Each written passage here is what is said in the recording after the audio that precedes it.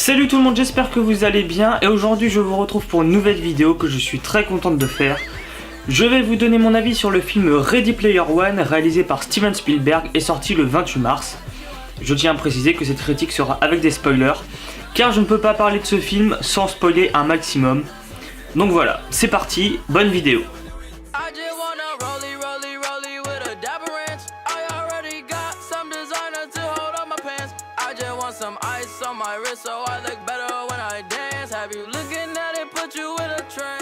Donc Ready Player One, alors à la base c'est un bouquin, moi je vais pas parler de ce bouquin, je vais juste parler du film qu'a fait Steven Spielberg. Donc je vais vraiment vous expliquer en deux points principaux pourquoi j'ai vraiment adoré ce film. Le premier point c'est au niveau visuel et des effets spéciaux. Comme vous l'avez vu dans les nombreuses bandes annonces du film, c'est vraiment un film fait pour les geeks, pour ceux qui sont fans de la pop culture, que ce soit au niveau des mangas, des bandes dessinées, des films, des séries, des jeux vidéo, des animés, enfin des figurines, des posters, enfin tout cet univers qui est ancré dans notre monde, enfin des films, des séries, il en existe des milliers, des jeux vidéo, enfin bref, c'est vraiment le point central du divertissement dans le monde, enfin tout ce qui est jeux vidéo, films et tout. Et comme vous voyez dans les bandes annonces du film, il y a vraiment énormément de références à ça. On voit King Kong, Joker, Batman, Harley Quinn, on voit Godzilla. Après on voit plein de références à des films, à des jeux vidéo comme le jeu Doom, que je ne connais pas mais on en parle dans le film. Shining, je vous en reparlerai de la scène de Shining. Plein de références comme ça qui font énormément plaisir à voir pour les fans de cinéma, les fans de jeux vidéo, les fans de la culture pop en général. Et ça fait plaisir. Donc voilà, le fait qu'il y ait masse référence à des films, séries, jeux vidéo, tout ça, c'est vraiment excellent. Et ce qui est encore mieux, c'est que grâce aux effets spéciaux vraiment hallucinants de ce film, ça rend le truc vraiment plaisant. Et je vous conseille vraiment de le revoir au cinéma, avec un son parfait, une image parfaite, car voir ce film sur un petit écran, ça vaut pas le coup. Vraiment, enfin, ce film m'a transporté vers un autre monde, et c'est le but d'ailleurs de cette œuvre. Donc voilà, après on voit que les effets spéciaux sont numériques évidemment, mais c'est le but justement, enfin c'est l'oasis, c'est le but de ce film. Et voilà, les références à cette pop culture de maintenant, c'est vraiment une tuerie, j'ai vraiment adoré. Donc je vais maintenant parler de la scène de Shining. Il faut savoir que je suis un grand fan de cinéma et que j'ai vu énormément de films dans ma vie au cinéma, mais la scène de Shining, c'est l'expérience la plus positive que j'ai eue au cinéma concernant cette scène, car en fait, comme vous l'avez vu dans le film, il se dirige dans une salle de cinéma pour chercher la clé, et dans ce cinéma se diffuse Shining, et moi je pensais pas qu'ils allaient entrer dans l'hôtel Overlook, mais qu'ils allaient dans une salle de cinéma où le film allait être diffusé. Mais non, ils sont vraiment ancrés dans l'hôtel, ils ouvrent la porte et ils sont dans l'escalier qui descend, là, la fameuse scène, dans le grand hall où Jack Torrance écrit sa fameuse histoire, mais en fait il écrit que des mots et tout, enfin que des mots, les mêmes mots. Et enfin, si vous avez vu le film, vous devez comprendre. Mais c'est vrai que si on n'a pas vu le film Shining, on va rien comprendre à cette scène. Enfin, toute la scène dans l'hôtel Overlook dure bien 10-15 minutes. Et moi j'étais en extase tout le long. Je me suis dit mais c'est incroyable. Enfin, en plus c'est super bien fait quand on a le personnage de Ash qui, il y a une balle de tennis ou de je sais pas quoi qui lui tape le pied. Il se tourne, il voit les deux petites filles qui sont devant l'ascenseur. Ensuite l'ascenseur se ferme, on a le sang qui coule, cette fameuse scène mythique. On a la scène dans le labyrinthe avec Jack Torrance qui est avec sa hache. Malheureusement, il n'y a pas un personnage numérique de Jack Torrance, ça j'aurais vraiment beaucoup aimé. Et on a aussi des scènes dans la fameuse chambre 237 avec la fille dans sa salle de bain qui est toute nue et qui est en fait une vieille dégueulasse. C'est vraiment excellent, enfin les effets spéciaux au niveau de ça, c'est genre vraiment l'hôtel Overlook avec les personnages numériques incrustés dedans, grosse tuerie. La meilleure expérience de cinéma de ma vie, j'ai vraiment adoré. Je vais revoir le film pour revoir cette scène et pour revoir tout le film en général, car le film est vraiment super cool. Donc voilà, je voulais vous parler de cette scène de Shining car ça me tenait à cœur, car Shining c'est mon film d'horreur préféré. D'ailleurs j'ai le film ici, vraiment, enfin à la base ça c'est tiré d'un bouquin de Stephen King. Stephen King n'aime pas cette œuvre, mais moi je trouve que c'est vraiment un chef d'œuvre du cinéma d'horreur, mon film d'horreur préféré. Et donc voir vraiment comment les scènes entre l'hôtel Overlook et les personnages numériques ont été tellement bien foutus, j'étais en extase. Et ouais, ma plus belle expérience du cinéma grâce à cette scène qui dure 10-15 minutes quand même, donc c'est vraiment pas mal.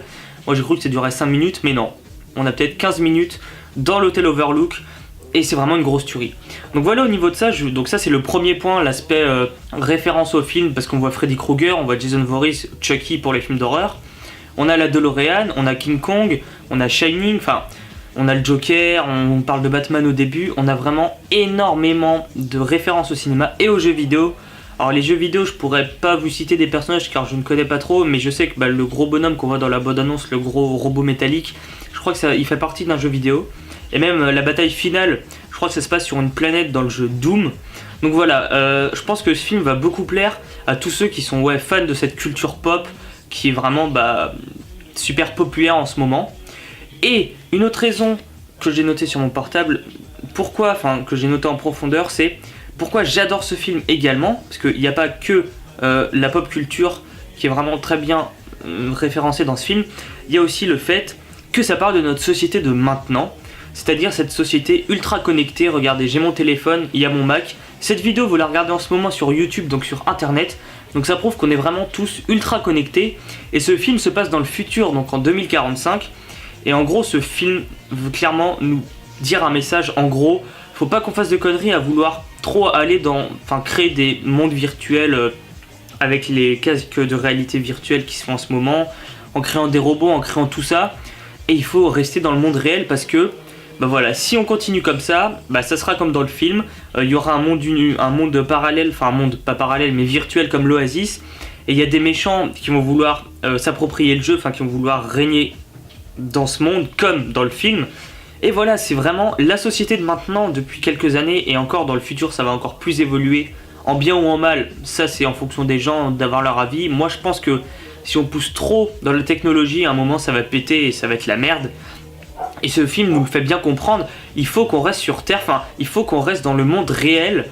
Et ça c'est vraiment un aspect super important, c'est vraiment le film le plus ancré dans la réalité en ce moment des 10 dernières années. J'ai jamais vu un film aussi ancré dans ce qu'on vit maintenant depuis très longtemps. Donc voilà le deuxième point que j'ai kiffé dans ce film. Donc le premier point c'était les références de la pop culture, et le deuxième point c'était le fait que ce film soit ancré dans notre société de maintenant, notre société cyberconnectée on va dire. Mais j'ai d'autres avis, mais ça vraiment c'est les deux points principaux qui m'ont fait kiffer le film, mais vraiment à 100%, je n'ai vu aucun défaut dans ce film, il n'y a pas de longueur, donc voilà, je vais un peu développer maintenant un peu plus. J'ai noté, le montage était vraiment extra, en fait vu que déjà ça a dû être vraiment très dur de réaliser ce film, parce que il y a 75% du film qui se passe dans l'Oasis, donc en motion capture tout ça, et 25% du film qui se passe dans le monde réel, et du coup il fallait un montage bien dynamique et qui nous explique vraiment bien quand on est dans l'Oasis, quand on n'est pas dans l'Oasis, et il fallait bien faire des raccords. Par exemple à un moment on voit Wade, donc le personnage principal, qui lève le bras, et hop dans le monde, dans l'Oasis il lève le bras pour choper des pièces ou je ne sais quoi. Ça montre que il fallait réussir à lier tout ça, et c'est vraiment super bien foutu. D'ailleurs il y a une scène où on croit qu'on est dans le monde réel, mais en fait on est encore dans l'Oasis. Et au niveau du montage et de l'explication, dans les dialogues tout ça, ils ont vraiment réussi à gérer pour que tout soit compréhensible en fait. On comprend vraiment tout dans ce film, et c'est vraiment excellent. Vraiment GG Spielberg. C'est inspiré d'un bouquin, je sais pas s'il a tout pris du bouquin, mais Spielberg il a quand même vraiment géré au niveau du visuel, au niveau de la direction des acteurs, tout ça. Vraiment chapeau, parce que là c'est vraiment une tuerie. J'ai aussi mis que l'enquête de Parzival, donc l'avatar de Wade, pour trouver les clés, c'était avec son clan, c'était vraiment trop cool. Ça fait allusion à 100% aux jeux vidéo avec les différents niveaux, car oui, le film vous le savez, il faut récupérer 3 clés pour réussir à choper l'Easter eggs. Donc si vous savez pas ce que c'est un Easter egg, par exemple dans un film, ça peut être genre le réalisateur imaginons qui fasse jouer sa famille dans le film, ou qui fasse un caméo dans le film, ou qui cache, par exemple si quelqu'un lit un bouquin dans le film, il peut très bien mettre son nom sur la couverture. Tout ça c'est des Easter eggs, c'est des petites références justement à sa vie personnelle, à n'importe quoi. Et c'est ça un Easter egg. Et en fait, Easter egg ça veut dire œuf de Pâques. Et dans le film, ils doivent choper un gros œuf en or. Et celui qui chope cet œuf, il a le contrôle de l'Oasis, et il a 500 milliards de dollars. Donc voilà, c'est quand même pas mal. Mais dans les bandes annonces, moi je pensais juste que ça allait être un divertissement en mode Charlie et la chocolaterie. Genre ils vont s'affronter pour trouver l'œuf et devenir riches. Mais c'est plus profond, comme je vous l'ai dit, on parle de la société de maintenant. Et il y a des références à tout va, c'est vraiment une tuerie. Et donc voilà, j'ai trouvé que l'enquête, en fait, ça part sur un délire de jeu vidéo avec plusieurs niveaux pour récupérer les clés et bah, contrôler l'Oasis. Mais il y a aussi un délire d'enquête quand Parzival, du coup, il rentre, je crois que c'est la pièce aux mémoires d'Hallyday, donc le créateur du jeu. Et il va vraiment essayer bah, d'enquêter, parce qu'en fait c'est ça, enfin il l'a dit au début du film, Hallyday, il a dit vraiment, bah, les clés elles seront pas cachées sous un rocher, elles seront invisibles, et il va falloir essayer de chercher, et donc Parzival il mène son enquête, et vraiment comment il arrive à mener tous les éléments pour trouver les clés, bah, c'était vraiment super bien foutu, c'était vraiment divertissant. Voilà, ça c'était vraiment cool. J'ai mis aussi au niveau des choix de Parzival, enfin de Wade à la fin du film. En gros, à la fin du film, si vous vous souvenez, il a décidé d'enlever 2 jours par semaine l'Oasis pour que les gens se rencontrent et aient des relations humaines entre eux dans le monde réel. Car comme il dit, bah, le monde réel d'aujourd'hui, il est réel.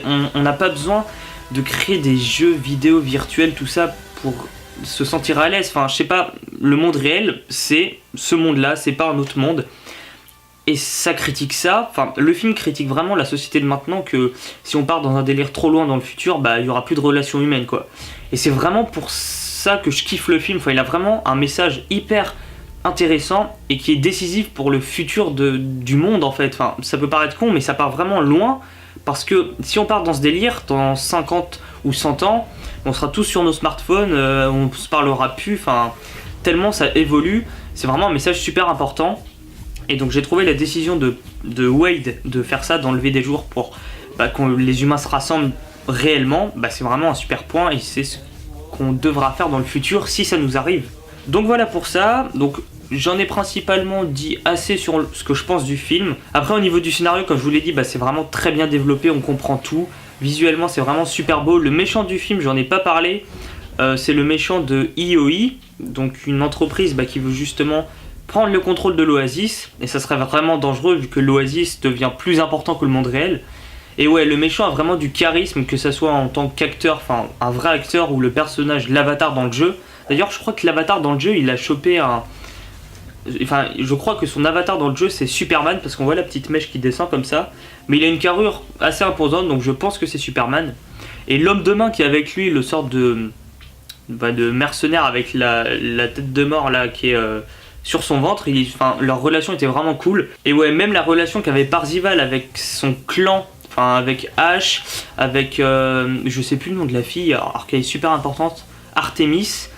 Donc il y a Parzival, Ash, Artemis, et il y a Shaw et un autre gars. Enfin en gros ils sont 5 et ouais ils forment vraiment une équipe de choc. Enfin ça fait comme dans les jeux vidéo quoi, un truc vraiment badass. Et vu que tout ça est emmêlé ouais, de références à la pop culture, avec des paysages vraiment magnifiques, enfin visuellement c'est une tuerie, scénaristiquement c'est une tuerie, c'est profond, ça parle de notre société, c'est vraiment du bon et je m'attendais vraiment pas à voir ça, comme je vous l'ai dit, je m'attendais à un simple divertissement. Et ben j'espère que cette vidéo vous a plu, n'hésitez pas à me dire en commentaire ce que vous avez pensé du film, si vous l'avez aimé, si vous l'avez pas aimé, si vous avez aimé justement qu'il y ait des références à la pop culture d'aujourd'hui, si vous avez trouvé que le film dénonçait bien ou pas bien le fait qu'on soit ultra connecté dans le monde. Enfin voilà, moi personnellement c'est une tuerie, 10 sur 10, chef-d'œuvre assuré.